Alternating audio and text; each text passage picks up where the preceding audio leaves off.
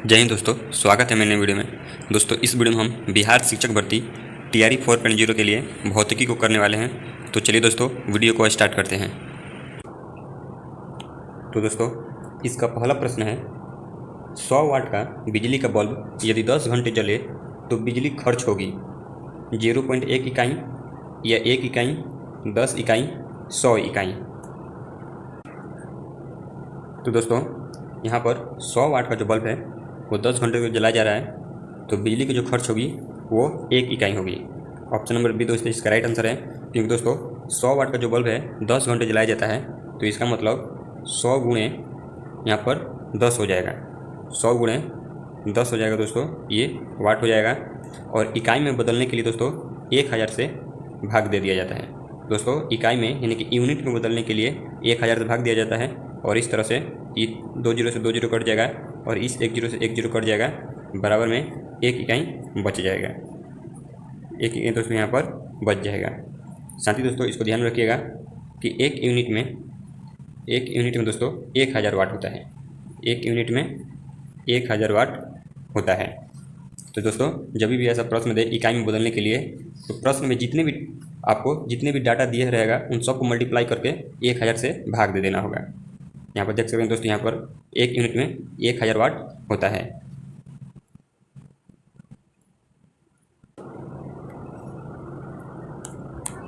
अगला प्रश्न है दोस्तों, 2 समांतर प्रतिरोध वाले सर्किट का कुल प्रतिरोध 1.403 किलो ओम है। यदि एक प्रतिरोधक का मान 2.0 किलो ओम है तो दूसरे प्रतिरोधक का मान कितना होगा। ऑप्शन दोस्तों यहाँ पर दिया हुआ है। पहला में 1.403 किलो ओम, दूसरा है 2.0 किलो ओम, तीसरा में दिया है 3.403 किलो ओम, और चौथा में दिया हुआ है 4.70 किलो ओम। एक से अधिक कोई नहीं। तो दोस्तों इसका राइट आंसर हो जाएगा option number D, 4.70 kilo ohm. क्योंकि दोस्तों हम जानते हैं कि जब प्रतिरोध को समानांतर क्रम में जोड़ा जाता है तो उसका जो समतुल्य प्रतिरोध होता है उसका सूत्र होता है 1/r बराबर 1/में R1 प्लस में 1/में R2, ये होता है दोस्तों। और यहाँ से और इसको थोड़ा सा और हल करेंगे दोस्तों, तो RE बराबर R1 इंटू R2 ओपन में R1 प्लस R2 हो जाएगा। और इस तरह से दोस्तों इसके जो भी वैल्यू जो है दिया हुआ है प्रश्न में उसको पुट करने पर इसका मान आ जाएगा। दोस्तों यहाँ पर दिया हुआ है कुल प्रतिरोध, तो 1.403 को यहाँ पर RE की जगह पर रख देंगे। यहाँ पर दोस्तों RE की जगह पर रख देंगे 1.403 को, और यहाँ पर एक प्रतिरोधक का मान 2.0 किलो ओम दिया है, यानी कि R1 का मान 2.0 किलो ओम दे दिया है। तो R1 की जगह पर यहाँ पर भी और यहाँ पर भी दोनों जगह R1 का मान रख देंगे, और यहाँ से दूसरा जो है पूछा हुआ है, तो यहाँ R2 का जो मान है निकालना है, तो RE की जगह पर कुल प्रतिरोध का मान यहाँ पर रख देंगे, और उसके बाद R1 का मान प्रश्न में दिया हुआ है तो उसको R1 की जगह पर रख देंगे, और फिर इसके बाद हल करेंगे तो हमारा ऑप्शन नंबर डी जो है राइट आंसर आ जाएगा।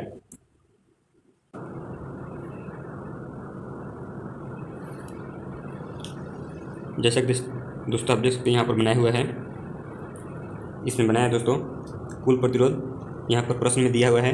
और जब 2 प्रतिरोधों को समानांतर क्रम में जोड़ते हैं तो इसका सूत्र दोस्तों इस तरह से होता है, और इसमें R का मान आपका प्रश्न में दे दिया है और R1 का मान भी आपके प्रश्न में दे दिया है, और इस तरह से R2 को निकालना है। तो इस तरह से दोस्तों आप R2 को निकाल सकते हैं। सबका वैल्यू यहाँ पर ऐसे पुट कर देना है, उसके बाद R2 का वैल्यू आप निकाल सकते हैं, जैसा कि यहाँ पर निकाल कर दिखा दिया गया है। 4.70 किलो ओम दोस्तों यहाँ पर आ गया है। इसी तरह से दोस्तों आप भी निकाल देंगे।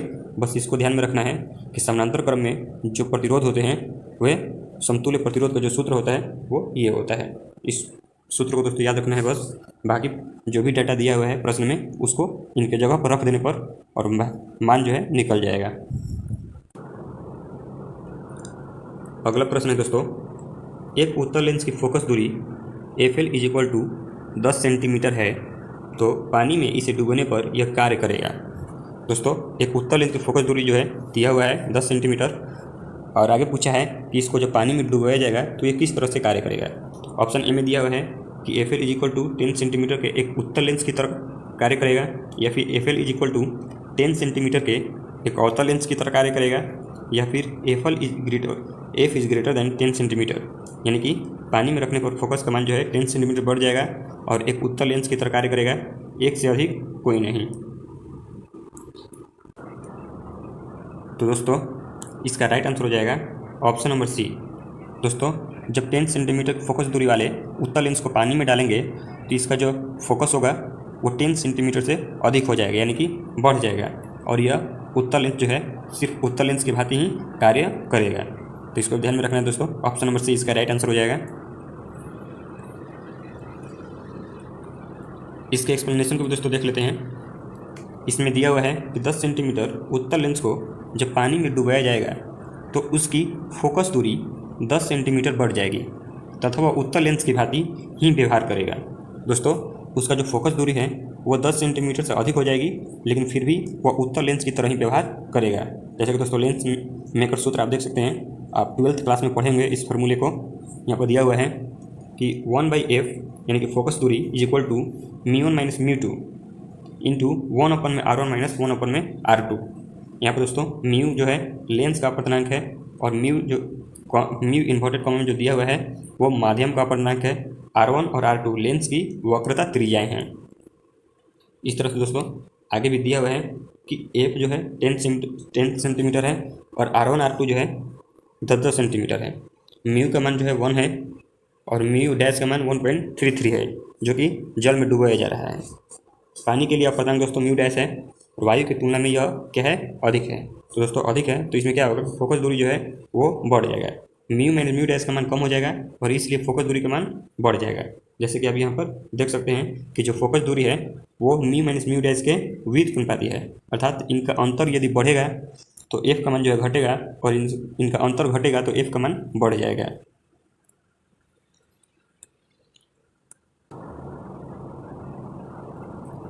अगला प्रश्न दोस्तों, हालांकि दृश्य प्रकाश में जल पारदर्शक होता है, दूरस्थ वस्तुओं को जल की महीन बूंदों से निर्मित कोहरे में नहीं देखा जा सकता।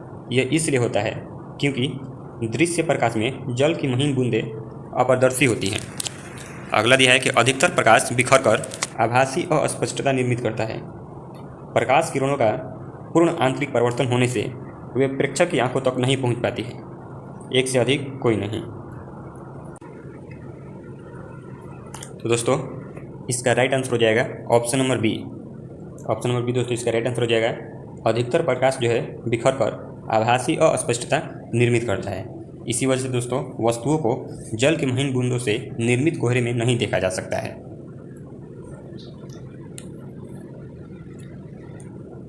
इसके एक्सप्लेनेशन को दोस्तों देख लेते हैं। इसमें दिया हुआ है कि दूरस्थ वस्तुओं को जल की महीन बूंदों से निर्मित कोहरे में नहीं देखा जा सकता है क्योंकि कोहरे की बूंदों द्वारा प्रकाश का परिकिरण होता है। जैसे ही प्रकाश कोहरे की बूंदों से गुजरता है तो प्रकाश द्वारा इन कणों का सभी दिशाओं में बिखराव हो जाता है। दोस्तों बिखराव हो जाता है। इस बिखराव के कारण दूरस्थ वस्तुओं में आभासी अस्पष्टता उत्पन्न होती है। अगला प्रश्न है दोस्तों कि एक वर्णी प्रकाश एक माध्यम से दूसरे माध्यम में प्रवेश करता है तो निम्नलिखित में से कौन सा गुण नहीं बदलता है। ऑप्शन है आवृत्ति, आयाम। तो दोस्तों इन्हीं दोनों ऑप्शन में से आप बताइए कि इनमें कौन सा गुण है जो नहीं बदलता है। तो दोस्तों इसका राइट आंसर हो जाएगा ऑप्शन नंबर ए, आवृत्ति। दोस्तों जब प्रकाश एक माध्यम से दूसरे माध्यम जाता है तो उसके सभी गुण जो हैं बदल जाते हैं, लेकिन उसकी आवृत्ति जो है वो नहीं बदलती है।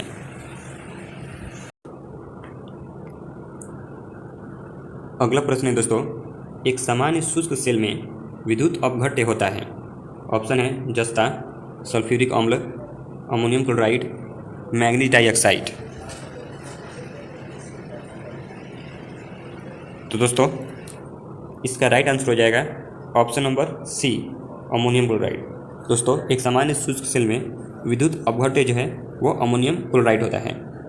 दोस्तों मैं एक प्रश्न आपसे बार बार बोलता हूँ कि दोस्तों यहाँ पर साइड में इसका जो है आंसर दिया रहता है लेकिन आप हर एक प्रश्न का आंसर जो है खुद से करने का प्रयास कीजिए ताकि आप सब लोगों का अभ्यास हो सके। क्योंकि दोस्तों इस प्रश्न को मैं ज़्यादा जूम नहीं कर सकता हूँ, क्योंकि ज़्यादा जूम करने पर दोस्तों ये स्क्रीन से बाहर जाने लगेगा। इसलिए दोस्तों मैं प्रश्न को ज़्यादा जूम नहीं करता हूँ। इसलिए दोस्तों आप हर एक प्रश्न का आंसर जो है साइड में आंसर को देख कर टिक न करें, बल्कि अपने से टिक करने का प्रयास करें ताकि आप सब लोग का अभ्यास हो सके। इसके एक्सप्लेनेशन को भी दोस्तों देख लेते हैं। इसमें दिया हुआ है कि एक सामान्य सेल में अमोनियम क्लोराइड या जिंक क्लोराइड को विद्युत अपघट्य के रूप में प्रयुक्त किया जाता है। आगे दिया है तथा मैग्नीज डाइऑक्साइड को कैथोड के रूप में प्रयोग किया जाता है। तो इसको भी ध्यान में रखिएगा दोस्तों, मैग्नीज डाइऑक्साइड को कैथोड के रूप में प्रयोग किया जाता है।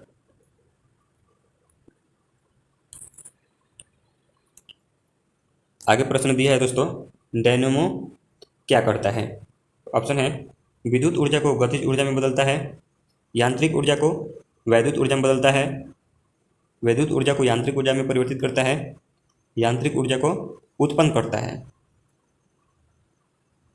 तो दोस्तों इसका राइट आंसर हो जाएगा ऑप्शन नंबर बी, यांत्रिक ऊर्जा को दोस्तों विद्युत ऊर्जा में परिवर्तित करता है।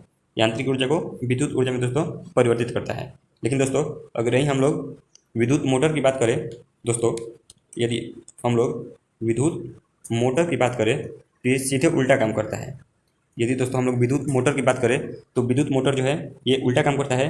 विद्युत मोटर विद्युत ऊर्जा को यांत्रिक ऊर्जा में परिवर्तित कर देता है। क्योंकि दोस्तों हमारे घर में जो विद्युत मोटर होता है वो उसको चालू होने के लिए सबसे पहले बिजली की आवश्यकता होती है, और बिजली उसको मिलने पर तब जाकर वो काम करना शुरू करता है। तो इस तरह से जो विद्युत मोटर होता है वो पहले विद्युत को लेता है, उसके बाद काम करना शुरू करता है, अर्थात विद्युत ऊर्जा को यांत्रिक ऊर्जा में बदलता है। जबकि डायनेमो दोस्तों यांत्रिक ऊर्जा को विद्युत ऊर्जा में परिवर्तित करता है। तो इन दोनों को दोस्तों ध्यान में रखिएगा।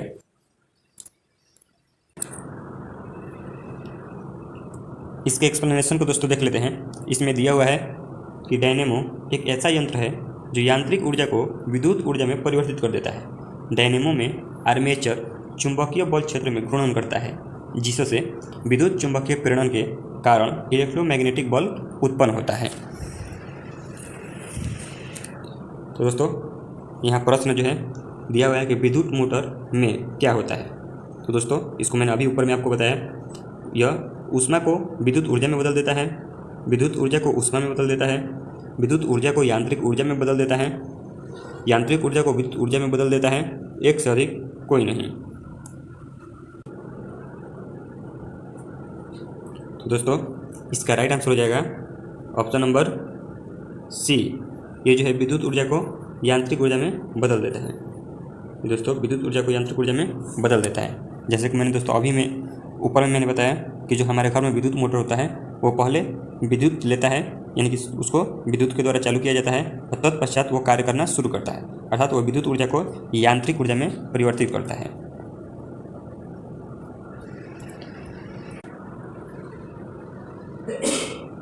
एक्सप्लेनेशन में भी दोस्तों वही बात दिया हुआ है। अगला प्रश्न देखते हैं। अगला प्रश्न दिया हुआ है कि 100 डेसिबल का प्रबलता स्तर संगत होगा। ऑप्शन है मात्र श्रव्य ध्वनि के, आम बातचीत के, एक शोरगुल वाली सड़क से आने वाली ध्वनि के, एक मशीन शॉप से आने वाले शोरगुल के, एक से अधिक कोई नहीं। तो दोस्तों इसका राइट आंसर हो जाएगा ऑप्शन नंबर डी, एक मशीन शॉप से आने वाले शोरगुल के। दोस्तों 100 डेसिबल ये जो है ध्वनि तीव्रता की दोस्तों इकाई है डेसिबल। 100 डेसिबल जब ध्वनि की तीव्रता हो जाती है दोस्तों तो मशीन शॉप से आने वाली शोरगुल के लिए होती है, क्योंकि दोस्तों मशीन शॉप से जो आवाज़ें जो है काफ़ी तीव्र मात्रा में निकलती हैं। साथ ही दोस्तों जो हम सामान्य बातचीत करते हैं तो उस टाइम हमारा जो प्रबलता होता है वो 40 से 45 के करीब होता है। जो लोग दोस्तों सामान्य बातचीत करते हैं वो 40 से 45 के करीब होता है। अलग अलग किताबों में दोस्तों थोड़ा बहुत वैरी भी कर सकता है, तो उसे दोस्तों घबराना नहीं है, क्योंकि दोस्तों 40 से 45 लगभग सामान्य बातचीत के लिए जो ध्वनि है उसकी प्रबलता होती है।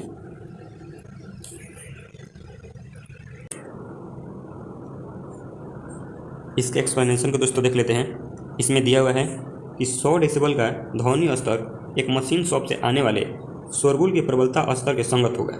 ध्वनि की प्रबलता का स्तर डेसिबल में मापा जाता है। इसको ध्यान में रखिए दोस्तों, ध्वनि की प्रबलता का जो स्तर है उसको डेसिबल में मापा जाता है।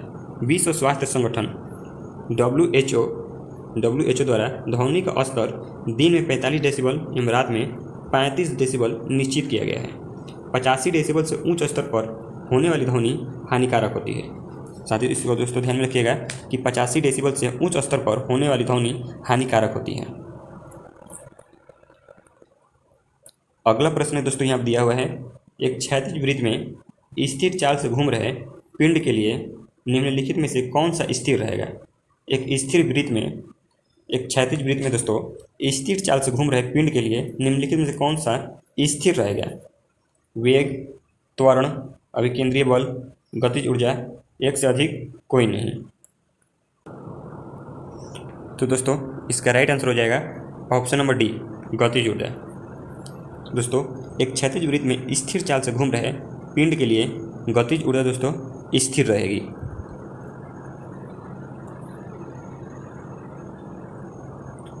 अगला प्रश्न है दोस्तों, माफ़ कीजिएगा दोस्तों, ये पहले इसके एक्सप्लेनेशन को देख लेते हैं, उसके बाद अगले प्रश्न की ओर बढ़ेंगे।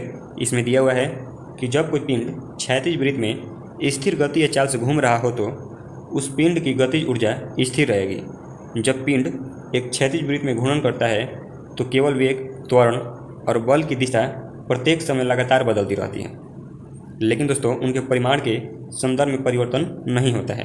किसी वस्तु में उसकी गति के कारण कार्य करने की क्षमता आती है, उसे वस्तु की गतिज ऊर्जा कहते हैं। साथ ही दोस्तों गतिज ऊर्जा जो होती है वो अदिश होती है, तो उसको दिशा से कोई मतलब नहीं रहता है। इसीलिए दोस्तों जो गतिज ऊर्जा होगा वो इसका राइट आंसर हो जाएगा, क्योंकि दोस्तों वेग जो होता है वो सदिश राशि है, तो जब वृत्त पर गति होगी तो दिशा में परिवर्तन होगा, इसलिए वेग नहीं हो सकता है। और अपकेंद्रीय बल भी दोस्तों सदिश राशि है, और इस तरह से दिशा में परिवर्तन होगा तो वो भी नहीं होगा। तो इस तरह से दोस्तों गतिज ऊर्जा जो है अदिश राशि है, तो इसको दोस्तों दिशा में परिवर्तन से कोई मतलब नहीं रहता है। तो इस तरह से दोस्तों इसका राइट आंसर गतिज ऊर्जा हो जाएगा। अगला प्रश्न दोस्तों यहाँ दिया हुआ है, कुकिंग ताप पर स्थिर रहने वाला क्लोरीन युक्त कृत्रिम स्वीटनर जिसका रूप तथा स्वाद शक्कर की तरह होता है, निम्नलिखित में से कौन सा है। ऑप्शन है एस्पार्टम, सैकरिन, सुक्रोलोज, एलिटेम, एक से अधिक कोई नहीं। तो दोस्तों इसका राइट आंसर हो जाएगा option number C, sucralose. Option number C दोस्तों इसका राइट आंसर हो जाएगा। दोस्तों कुकिंग ताप पर स्थिर रहने वाला क्लोरीन युक्त कृत्रिम स्वीटनर जिसका दोस्तों रूप तथा स्वाद शक्कर की तरह होता है वो सुक्रोलोज हो जाएगा। साथ ही दोस्तों आप शक्कर यानी चीनी के रासायनिक नाम को भी जानते होंगे, उसको सुक्रोज कहा जाता है और उसी से सुक्रोलोज बना हुआ है। इसके एक्सप्लेनेशन को दोस्तों देख लेते हैं। इसमें दिया हुआ है कि सुक्रालोज एक कृत्रिम स्वीटनर तथा चीनी का विकल्प है। अधिकांश अंतर्ग्रहण सुक्रालोज शरीर विभक्त नहीं कर पाता, इसलिए यह कैलोरीकृत अतः कुकिंग ताप पर स्थिर रहने वाला क्लोरीन युक्त कृत्रिम स्वीटनर जिसका रूप तथा स्वाद शक्कर की तरह होता है वह सुक्रालोज कहलाता है। अगला प्रश्न दोस्तों यहाँ पर दिया हुआ है, दृष्टि की खराबी निकट दृष्टि को खाली स्थान के नाम से जाना जाता है। दोस्तों यहाँ पर पूछा है कि निकट दृष्टि दोष को किस नाम से जाना जाता है। ऑप्शन है हाइपरमेट्रोपिया, प्रेसबायोपिया, ग्लूकोमा, मोतियाबिंद, एक से अधिक कोई नहीं।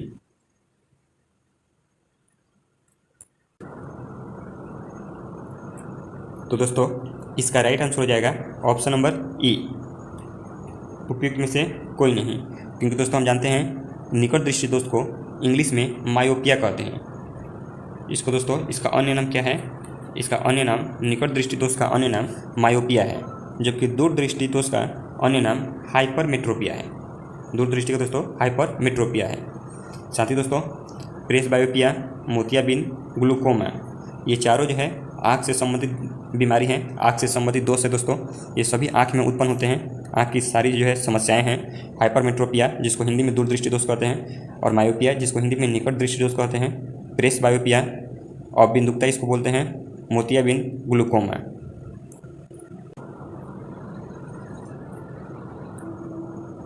इसके एक्सप्लेनेशन को देख लेते हैं। इसमें दिया हुआ है निकट दृष्टि दोष को मायोपिया कहते हैं। इस रोग से पीड़ित व्यक्ति नज़दीक की वस्तु को आसानी से देख सकता है, परंतु दूर स्थित वस्तु को नहीं देख पाता। यह समस्या नेत्र लेंस की फोकस दूरी घट जाने, लेंस की गोलाई बढ़ने तथा लेंस की क्षमता में वृद्धि के कारण होती है।